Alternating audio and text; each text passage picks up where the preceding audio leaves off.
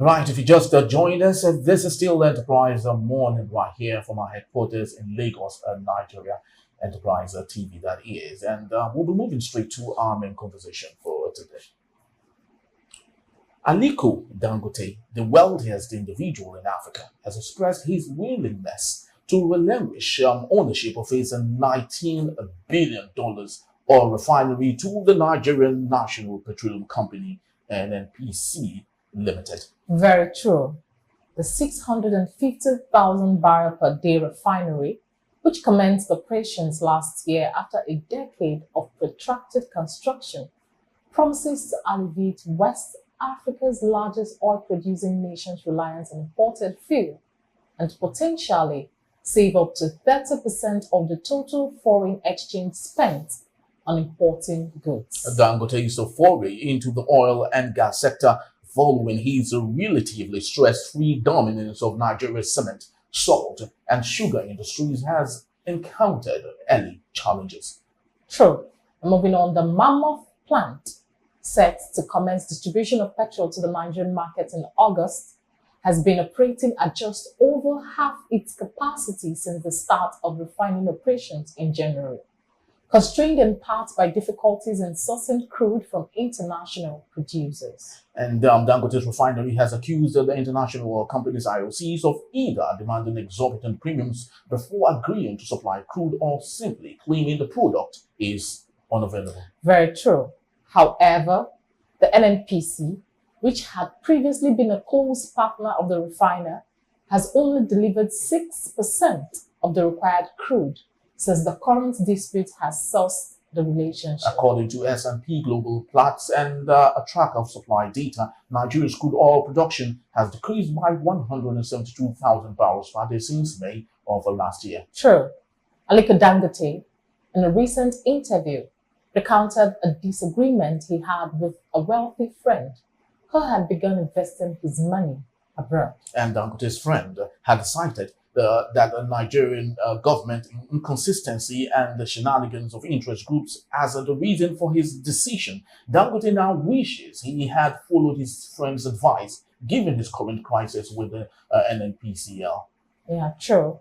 And moving on, as a result, Dangote has requested that his future investments in the steel industry be halted to avoid being labeled as a monopoly. Well, that's all we have for that particular story. And still with us in the studios Cyril Abaku and Olusegun Okunwade. Thank you, gentlemen, for hanging around. So there we have it, the issue and the fracas between the Dangote Refinery and the NNPCL. I do not know particularly. I think this should be one of the longest story, making rounds in Nigeria and across the continent, especially knowing the importance of a refinery to Nigeria and its importance, of course, to Nigerians. And this particular story, we do not know where to take it from. But Esheson, with this allegation and counter allegation, who do we believe in this circle? Yeah, well, as far as I'm concerned, the person I'm going to believe is the business owner who actually feels the brunt of the whole thing. Whatever the government is saying, we understand their position all the time. And it's quite interesting, the position Dangote is stating here. One, we all know, we are business owners, the inconsistency in government policy. So you can wake up today, you know about this, and in the next few days, it's a different thing entirely. And you actually work your plan. Don't forget that every businessman has plans regarding their business operation, financial analysis that run beyond a year. That's why you have a budget that projects into this what your production will look like in the next few months, haven't they? So when government, bring in a policy that alter that flow, it will affect the bottom line. And that's why for me, I'll go the route to believe what Aliko Dangote has said. You see, it's not illegal that the friends are actually telling. I have my friends too that will say, we told you that, let's leave this country and get out and see the best that you can make out of it. But you insisted that you want to be in the country. And I can tell you, not a regret, but I can tell you that the interesting thing that every business owner are actually facing this day is not something interesting. Truth be told, because when you look at the energy cost, look at cost of operation, the inconsistency in policy, people, average SMEs, as we speak, are bleeding. And when you look at that, you will not be encouraged. So when you look at someone who has left the shore of this country to the developed plan, they may be facing challenges. But by the time they get you $1,000, which they can put together within 2-3 months, that's running into millions. But you, your own value of million that you have today, keep depreciating because of the several things on the part of the government. So what Dangote is saying, I will believe it because I'm on the perspective that I play in the league of a business owner. And the second aspect of it is just sending a wrong signal. So I ask myself the question, if you as a citizen is finding it difficult to survive in your country, that you understand both the language, the body, culture, and everything are complaining, and you are inviting FDIs to come in and actually contribute. Is it not a laughable thing that people will now look at you that does it worth it? Because every businessman that want to venture into other things, look at other business owners, how they're actually succeeding, how they're actually carrying out that business in whatever they are doing. So for me, it's a bad signal if the government do not address this on the neighborhood. If issue you can imagine him halting the steel business. How can you be? People like us have said, I don't understand when they say monopoly. The heaven is open for everybody to operate. It's a matter of risk. This guy took a lot of risk to invest in this. What the government cannot do, he invested into it, and now he's having a way through, and people are saying he's monopolizing it. Was he given that exclusive right to do it? You have millions of people who have, like his friend he made mention of, had the same opportunity to invest in that refinery or other businesses, but he choose to invest in foreign things because of the inconsistency. So when people come up to tell us that monopoly by Dangote, I said that is one thing I would not like, because even for us, every one of us take risk, and when you start enjoying the largesse, people don't look at some of the things that you have actually passed through before you get to that particular area. So for me, I've not seen this refinery as being monopoly. The other thing you say, sugar is monopolizing it. Cement is the man took the risk. The money he should have used in actually venturing in the outside business stripped his neck. Government should rally around to see how this works. And I want to make an appeal. Dangote should have a rethink. This idea of saying, I want to yield to NNPCL, if that is done, I can tell you, maybe I should start finding my way to Rwanda, because that might be just the end of it, because there is nothing committed in the ends of government that you see working. What is the stand of NNPCL as you speak? They've not done anything. Yeah, please do. Yeah. What I suspect will happen, I said it on radio on Saturday, that Dangote may be forced to sell this money to Chinese people or Lebanese investors. And what they are going to do is this. It is risky to say, but I will say it. The NNPC will be the face of the buy if the buy went through. They will not look for an operator. Somebody that they will either resell it to, or somebody who will come in as operating partner, who will be a stooge. You know what I mean?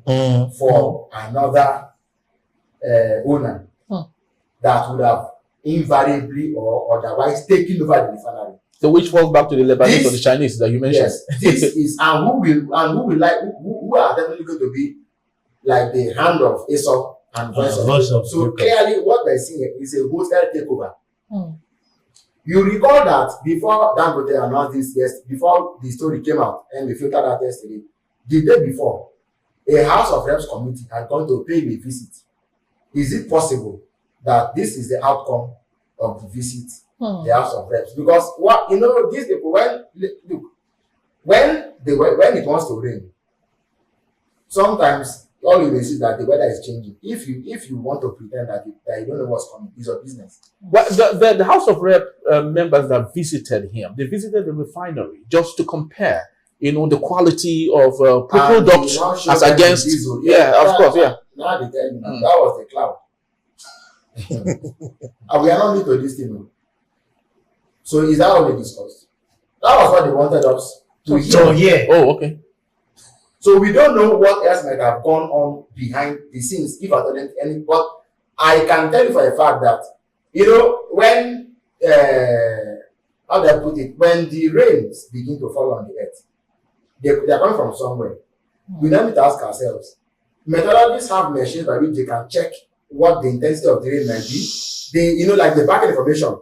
Yes, the sky doesn't tell you that it's going to rain tomorrow, but there are people who are trained scientifically to tell you how the rains are going to fall in the next 1 year, next 1 month, next 6 months. So that's where we are. What I was saying is what has bubbled to the surface. I told you, I said, there could be persons who are in. Why didn't the NNPC continue to buy its fair share of 20%?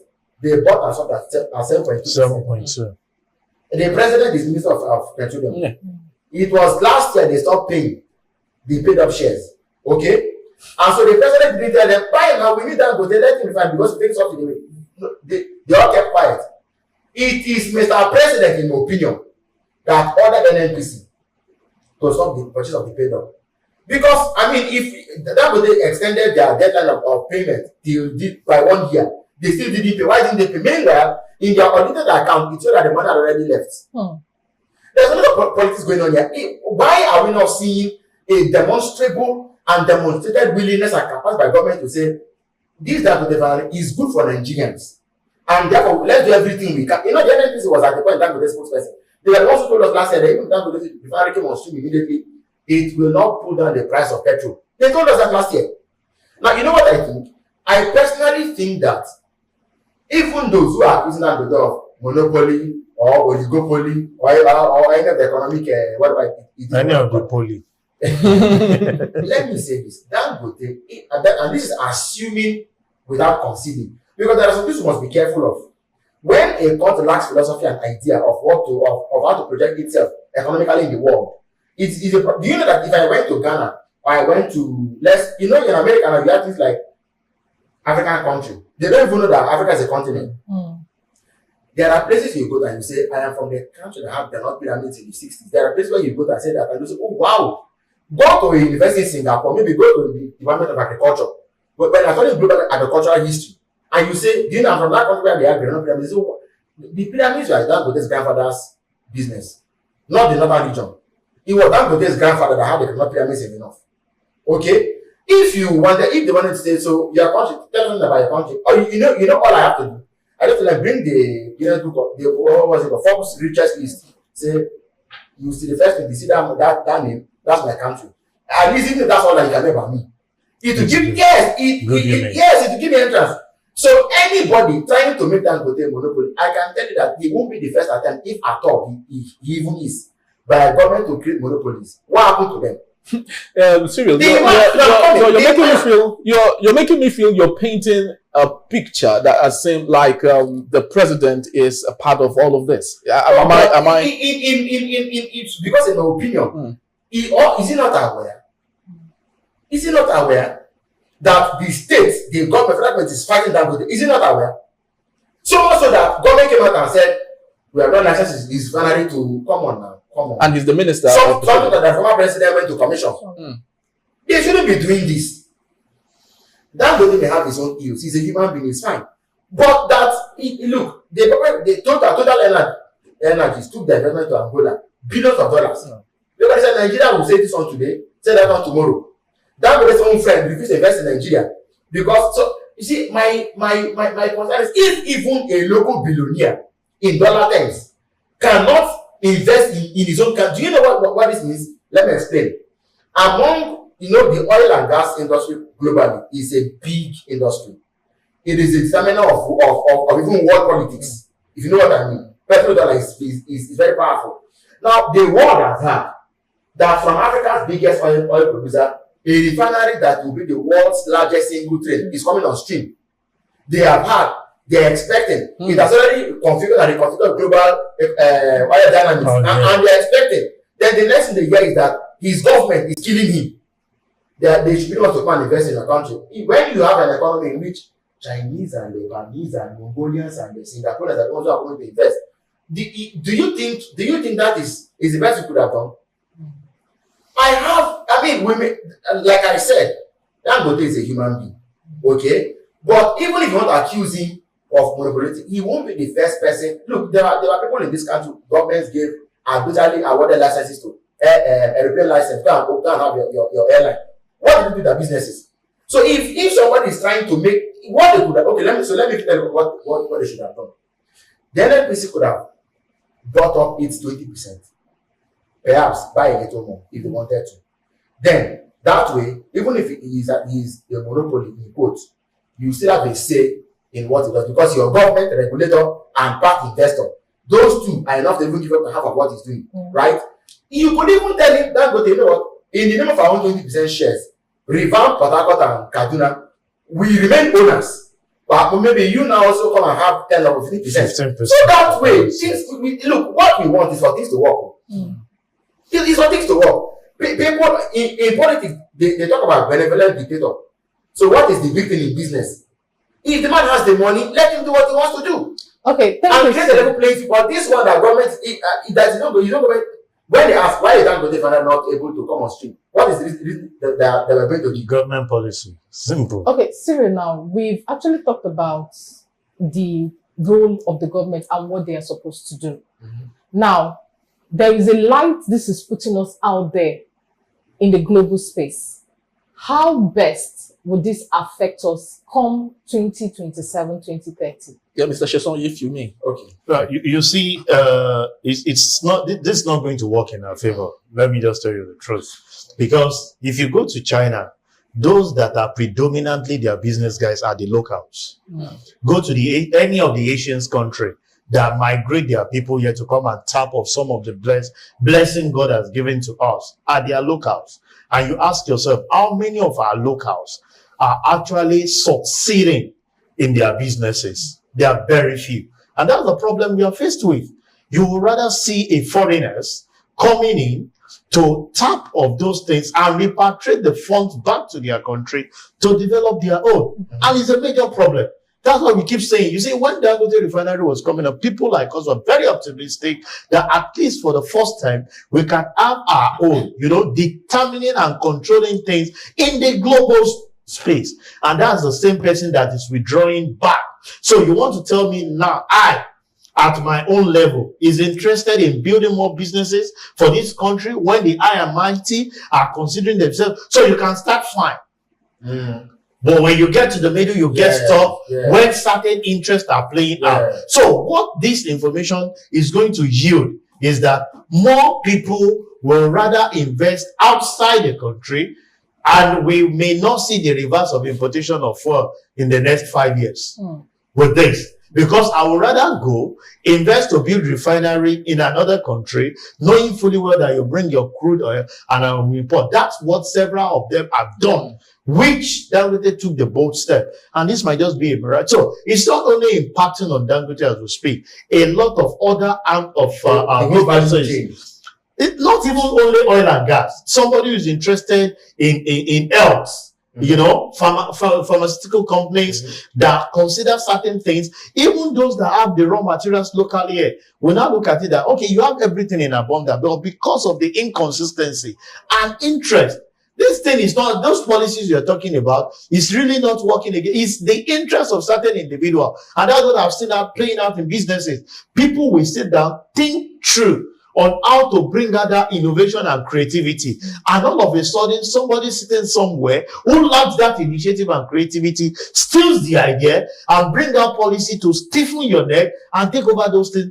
Those are the things we're even seeing playing out in businesses with the big multinationals trying to do, because they know that people like Cyril who sit down will not have the financial muscle to do those things. Either to say you want to have a patent right on it and this, they steal those intellects from you without even having a recourse to you, make it big and make you redundant. So it's becoming and the more we see is the Japa syndrome will be on the high side, because with this on the part of Dangote complaining that he would rather invest outside, then you see a lot of people just saying, I think the best thing is to just my pali, as my people will call it, my passport. I don't even mind to go and bring a bricklayer or a gatesman out there, knowing fully well that you have an environment with consistent policy that can grow. You can project into what you become in the next 2, 3, 4, 5 years. I've seen a lot of people, a lot of family that moved out to say they want to go and study,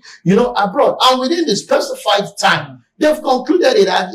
I'm just like saying on the social media, convocation, graduation, and I'm like, when did you leave? And the same set of people that they left here running the same program are still in the first 6 months, first year, not even concluding it. These are inconsistencies that will not allow anybody to grow, a nation to grow. Yeah, Cyril, in 60 seconds, at this point, Nigerians would ask, is this something the Japanese, the Chinas are doing in Nigeria that people like Dangote don't want to do? That is why they're being frustrated.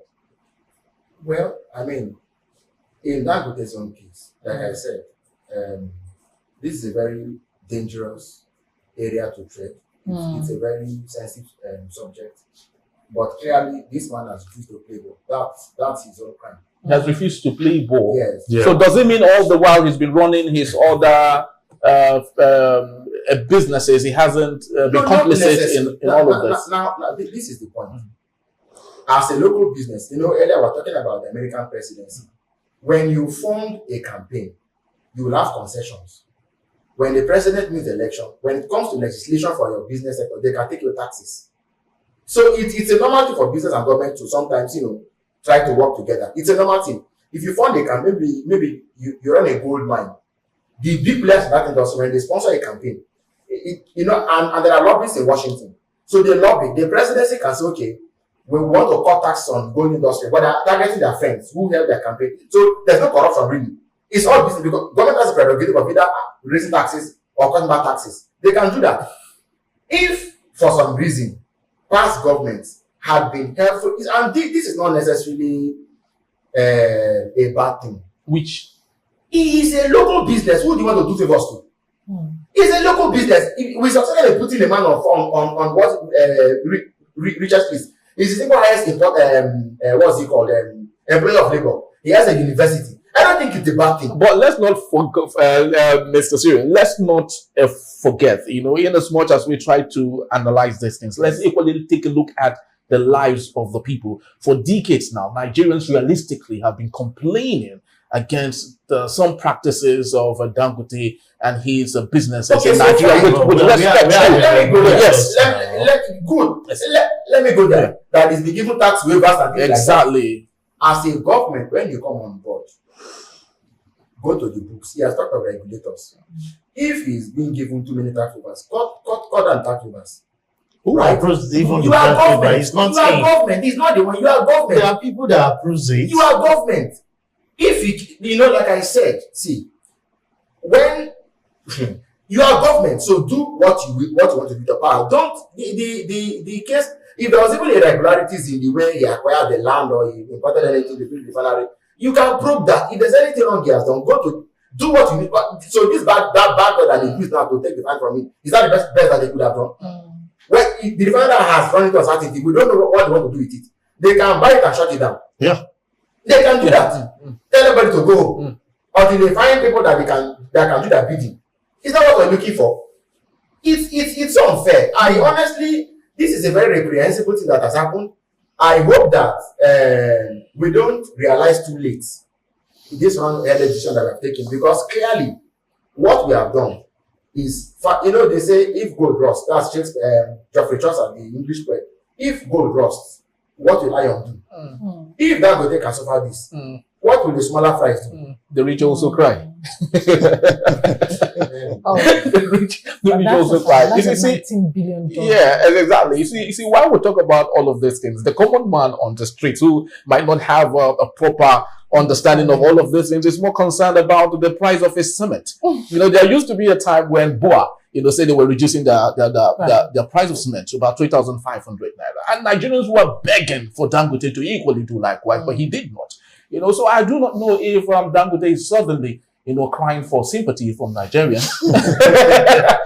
It's not competition. If you buy cement, buy glasses. By the time you do that, you will force the price down. I'm not even a fan of Dangote per se, but when it comes to national interest, we should. You must protect him. Right. Frankly speaking, because If this man saw that, if this man now fled to Ghana, fled to Zimbabwe to Ghana invest, they know that it's because his contract, that's why it's coming here. And they believe, so should we be happy that such a thing is happening? When MTN was found in Nigeria, Jacob Zuma came down. President Zuma, came to beg President Buhari, they slashed the fine for them. Because these are the ways by which you entrench your country in people's faces. All the oil majors are represented countries. Total Energies for France, Eni for Italy, Shell for Britain and the Netherlands, Chevron for America. I think that the Indians have come to politics. All this Tata and so on, they represent, it is the country. Yes. It is the ambassadorship of that country. So the fact that, do you know that if you went to another, people travel to, they say, you're from Flavor's country, flavor. They are singing all their songs and you're wondering. Dangote, across Africa is highly respected. Yeah. Yes, and venerated. Even if they say if you do something bad here, we can treat that thing here. But don't federal government say that his diesel is inferior, his petrol is inferior. That's not the license. Castigating all those stuff. Well, I can only tell Nigerians to press up for more issues. All right, so well, that's just about the time we have. I just sincerely hope that the government of the day, especially particularly speaking to Bola Ahmed Tinubu, that as the minister of petroleum, that I think the whole thing falls back to him. Whatever he decides to do, would take prompt reaction. And I just sincerely hope that the needful would be done to ensure that what belongs to Nigerians remains in Nigeria. Very true. I will hope the common man at least will have a hope for tomorrow. Yeah, very true. At this point, we want to say thank you to Cyril Abaku. Thank you, Shetima Kwade, for joining us this morning. Thank you for having me. Thank you. All right. Thank you, Joma. Thank you, for Henry. being part of our show today. Yes, thank you. All right, so this is just about the time we have for our episode today. We would enjoy you to please do visit our website for more information at www.enterprisetvnews.com, and also like, comment respectfully, and follow us on all our social media platforms at Enterprise TV S7. I am Henry. And I'm Choma Kohe. On behalf of the entire team, thank you for watching once more, Thank and you. bye-bye from us. Bye.